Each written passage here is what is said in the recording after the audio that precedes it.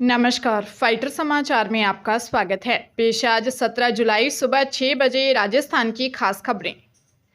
अजमेर दरगाह के बाहर भीड़ में भड़काऊ भाषण मामले में कोर्ट ने 6 आरोपियों को बरी कर दिया है, जिसमें खादिम गौहर चिश्ती भी शामिल है। पूरे प्रकरण को लेकर 2 साल से कोर्ट में ट्रायल चल रहा था। इस दौरान 22 गवाह व 32 दस्तावेज पेश किए गए थे। सरकारी वकील गुलाम नजमी फारूकी ने बताया कि जून 2022 में दरगाह की सीढ़ियों पर आरोपियों ने भड़काऊ भाषण दिए थे। मामले में खादिम गौहर चिश्ती, अजमेर निवासी 31 वर्षीय ताजिम सिद्दीकी खान, 42 वर्षीय फखर जमाली, 47 वर्षीय रियाज हसन दल और 48 वर्षीय मोइन खान, 45 वर्षीय नासिर खान आरोपी थे। कोर्ट ने सभी को बरी कर दिया है। मामले को लेकर 17 जून 2023 को कांस्टेबल जय नारायण जाट ने कुछ खादिमों पर भड़काऊ भाषण देने का आरोप लगाते हुए मुकदमा दर्ज करवाया था। हनुमानगढ़ जिले में नशा मुक्ति केंद्र में नशा छुड़ाने के लिए भर्ती एक युवक को संचालकों ने इस कदर पीटा कि उसकी मौत हो गई। मौत होने के बाद संचालकों ने ही परिजनों को सूचना दी। जब परिजन केंद्र पहुंचे तो वहां युवक नहीं मिला। आसपास तलाश करने पर युवक का शव नशा मुक्ति केंद्र के पीछे झाड़ियों में पड़ा हुआ मिला। पुलिस ने मृतक के भाई की रिपोर्ट के आधार पर नशा मुक्ति केंद्र के संचालकों के खिलाफ हत्या का मुकदमा दर्ज किया है। भिरानी थाना प्रभारी विक्रम सिंह चौहान ने बताया कि भिरानी में नई सोच नशा मुक्ति केंद्र में गत 6 जुलाई को हिसार हरियाणा निवासी 25 वर्षीय मंगल सिंह उर्फ बंटी को परिजनों ने नशा छुड़ाने के लिए भर्ती करवाया था। मृतक के भाई ने केंद्र के संचालकों और इनके अन्य साथियों के खिलाफ हत्या का मुकदमा दर्ज करवाया है। पुलिस ने मामला दर्ज कर जाँच शुरू कर दी है। प्रदेश के घरेलू बिजली उपभोक्ताओं को अब हर महीने बिजली का बिल भरना होगा। ऊर्जा विभाग द्वारा जारी आदेश के अनुसार जिन घरेलू बिजली उपभोक्ताओं का बिजली बिल अभी 2 महीने से आ रहा है, उनका बिल भी अब हर महीने आएगा। हालांकि कृषि उपभोक्ताओं का इस आदेश से दूर रखा गया है और उनके बिजली बिल 2 महीने से ही आएंगे। यह आदेश इसी माह के बिजली बिलों से लागू हो जाएंगे। प्रदेश के ऐसे घरेलू उपभोक्ता जिनका बिजली बिल हर माह औसतन 150 यूनिट से कम होता है, उनका बिजली बिल फिलहाल 2 महीने से आ रहा है। वहीं 150 यूनिट से ज़्यादा बिजली उपभोग करने वाले उपभोक्ताओं का बिजली बिल हर महीने आता है। लेकिन अब ऊर्जा विभाग ने नए आदेश जारी कर 150 यूनिट या उससे कम उपभोग करने वाले बिजली उपभोक्ताओं का बिल भी हर महीने जारी करने के निर्देश दिए हैं। कोरोना काल में स्कूल बंद रहने के दौरान बच्चों को घर पर पोषाहार पहुंचाने की 1700 करोड़ रुपए की योजना में घोटाले के आरोपों को लेकर अब भ्रष्टाचार निरोधक ब्यूरो एसीबी ने छानबीन शुरू कर दी है। इस मामले में प्रवर्तन निदेशालय यानी पहले 2 बार छापेमारी कर चुकी है, जिसमें पूर्व मंत्री राजेंद्र यादव के ठिकाने भी शामिल थे। माना जा रहा है कि ईडी को इस छापेमारी में घोटाले से जुड़े अहम सबूत हाथ लगे थे। अब उन्हीं सबूतों के आधार पर एसीबी छानबीन कर दस्तावेज जुटाने में जुटी है। एसीबी की छानबीन से राजस्थान राज्य सहकारी उपभोक्ता संघ और शिक्षा विभाग के अधिकारियों की चिंता बढ़ सकती है।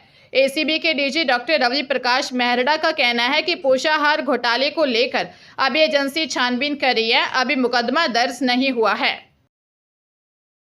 सोशल मीडिया पर रील बनाने के लिए रेल लाइनों और प्लेटफॉर्म्स का उपयोग करने वालों के लिए बुरी खबर है। अगर ऐसा करते हुए कोई पाया गया तो रेल प्रशासन उन पर जुर्माना लगा सकता है। सोशल मीडिया पर लगाने के लिए स्टेशनों पर इस तरह के स्टंट करने वालों के लिए रेलवे प्रबंधन ने हिदायत दी है कि ऐसा करने से बचें। यही नहीं, रेल पटरियों पर व प्लेटफॉर्म के किनारे खड़े होकर ईयरफोन पर बात करने से भी बचने के लिए कहा गया है। अगर कोई यात्री रेल के गेट पर खड़ा होकर भी शूट करता पाया गया तो उसके खिलाफ कार्रवाई होगी। पिछले दिनों मालगाड़ी के साथ स्टंट करने वाले 3 युवकों के वीडियो वायरल होने के बाद रेल प्रशासन ने कार्रवाई की थी। हालांकि रेल प्रशासन ने इस तरह के कृत्य के लिए अलग से कोई कानून अभी तक नहीं बनाया है, लेकिन पूर्व में चले आ रहे रेलवे अधिनियम के तहत यात्रियों और स्वयं की सुरक्षा को खतरे में डालने संबंधी बिंदु के तहत कार्रवाई होगी। राजस्थान में पूर्ववर्ती गहलोत में बनाए गए नए जिलों को लेकर घमासान मचा हुआ है। भजनलाल सरकार ने इन जिलों की समीक्षा के लिए एक उप समिति का गठन किया हुआ है। इसी क्रम में गंगापुर सिटी से कांग्रेस विधायक रामकेश मीणा ने भजनलाल सरकार पर आरोप लगाया है कि सरकार ने समीक्षा के नाम पर सब कमेटी बनाकर नए जिलों का विकास रोक दिया है। कांग्रेस विधायक रामकेश मीणा ने राजस्थान विधानसभा के बजट सत्र में कहा कि उम्मीद थी कि नए जिलों के विकास के लिए बजट में घोषणा होगी, लेकिन कुछ नहीं किया। समीक्षा के नाम पर सब कमेटी बनाकर नए जिलों का विकास रोक दिया है। पूर्ववर्ती कांग्रेस सरकार में रिटायर्ड आईएएस रामलुभाया कमेटी की सिफारिश के आधार पर 17 जिले और 3 संभाग बनाए गए थे। अब सत्ता में आते ही भाजपा ने नए जिलों का विकास रोक दिया है। भीलवाड़ा जिले में एक ज्वेलर के साथ बाइक सवार 4 लुटेरों ने मारपीट कर सोने चांदी के आभूषण लूट लिए। घायल व्यापारी को हॉस्पिटल में भर्ती करवाया गया है। घटना से क्षेत्र में दहशत का माहौल है। मामला बागोड़ थाना क्षेत्र का है। कस्बे के बालाजी मार्केट स्थित खुशी ज्वेलर व्यापारी दुकान बंद कर घर जा रहा था। रास्ते में 4 बाइक सवार लुटेरों ने इसे रोककर लाठी डंडों से मारपीट कर सोने चांदी के गहने लूट लिए। जोरावरपुरा निवासी सांवर सिंह बालाजी मार्केट बागोड़ स्थित अपनी ज्वेलर्स की दुकान बंद कर अपने घर जोरावरपुरा के लिए निकला। व्यापारी भावलास का खेड़ा से जोरावरपुरा के बीच पहुंचा। इसी दौरान 4 बाइक सवार लुटेरों ने रोक लिया। लाठी व स्टील के डंडे आदि से मारपीट कर गहनों से भरा बैग लूटकर फरार हो गए। पुलिस ने मामला दर्ज कर लुटेरों की तलाश शुरू कर दी है। मौसम विभाग के प्रादेशिक केंद्र के मुताबिक बंगाल की खाड़ी में कम दबाव क्षेत्र बनने से एक बार फिर से मानसून सक्रिय होगा। इस दौरान कोटा और उदयपुर संभाग के कुछ जिलों में जोरदार बारिश हो सकती है। जोधपुर संभाग के कुछ भागों में भी बारिश होने की संभावना है। कल से 3 दिन तक जोधपुर और बीकानेर संभाग पर बारिश की संभावना दिखाई दे रही है। 18 जुलाई को भी कहीं कहीं तूफानी हवा चलने के साथ ही बारिश की संभावना जताई गई है। मौसम विभाग के अनुसार आज येलो अलर्ट के तहत अलवर, टोंक, कोटा, बूंदी, बारां, झालावाड़, चित्तौड़गढ़, राजसमंद, जालोर, भीलवाड़ा, सिरोही, उदयपुर, डूंगरपुर, बांसवाड़ा, प्रतापगढ़ और जयपुर जिलों में तेज हवा के साथ बारिश होने की संभावना है। सीकर के दांता रामगढ़ क्षेत्र में विदेश में नौकरी के नाम पर ठगी का मामला सामने आया। दंपति ने 2 युवकों से 1,33,000 रुपये ऐंठ लिए, लेकिन विदेश नहीं भेजा। डेडवाना कुचामन निवासी सज्जन सिंह ने रिपोर्ट दी कि वह और दीप सिंह, जितेंद्र सिंह बूनी गांव के रहने वाले हैं। करीब 1 साल पहले तीनों किसी काम से सुरेरा गांव आए थे। यहाँ शिवा साड़ी सेंटर पर पहुंचे तो वहां किरण देवी ने उनसे कहा कि मेरा पति विदेश में रहता है, तुम लोगों को सही पैसों में विदेश भिजवा दूंगी। वे उसके बहकावे में आ गए। इसके बाद किरण ने अपने पति मुरली कुमावत से उनकी बात करवाई। मुरली ने 1 लाख रुपए प्रति व्यक्ति मांगी। सज्जन और उसके साथी जितेंद्र ने 1,33,000 जमा करवा दिए। इसके बाद मुरली कुमावत आश्वासन देता रहा और अब उसने पैसे लौटाने से भी मना कर दिया है।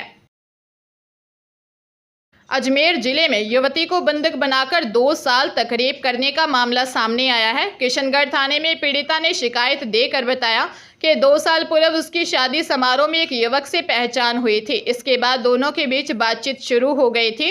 कुछ दिनों बाद वह अपने भाई के घर चली गई। यहाँ से आरोपी युवक उसे घुमाने के लिए साथ ले गया। आरोपी उसे अजमेर लेकर पहुंचा और एक कमरे में ले जाकर मिठाई में नशीला पदार्थ मिलाकर खिलाया, जिससे वह बेहोश हो गई। जिसके बाद रेप किया। होश आने के बाद विरोध किया तो शादी का आश्वासन दिया। पीड़िता ने बताया कि आरोपी ने उसे 2 साल तक बंधक बनाकर उसके पास रखा और देश शोषण करता रहा। पुलिस ने मुकदमा दर्ज कर जांच शुरू कर दी है। बारां जिले के किशनगंज में कहासुनी और गाली गलौज को लेकर थाना क्षेत्र के रानी बड़ौद में एक 23 वर्षीय सहरिया युवक की हत्या कर दी गई। युवक की मौत से इलाके में सनसनी फैल गई। एसपी राजकुमार चौधरी ने बताया कि रानी बड़ौद निवासी 23 वर्षीय ललित सहरिया शराब द्वारा नशे में गाली गलौज करने को लेकर मोहल्ले के ही नरेंद्र, उसकी पत्नी सुनीता व अन्य ललित के घर पहुंचे। उन्होंने ललित से मारपीट की। इस दौरान ललित के पिता दुर्गा शंकर ने बीच बचाव किया तो उसके भी हाथ में चोट लगी। ललित बुरी तरह से घायल हो गया। उसको घायलावस्था में किशनगंज चिकित्सालय में ले जाने के दौरान बीच रास्ते में ही उसकी मौत हो गई। दोनों पक्षों की तरफ से मुकदमा दर्ज करवाया गया है। मामले में अनुसंधान SC/ST सेल के पुलिस उपाधीक्षक लादू राम कर रहे हैं। दूसरे पक्ष ने भी मामला दर्ज करवाया है।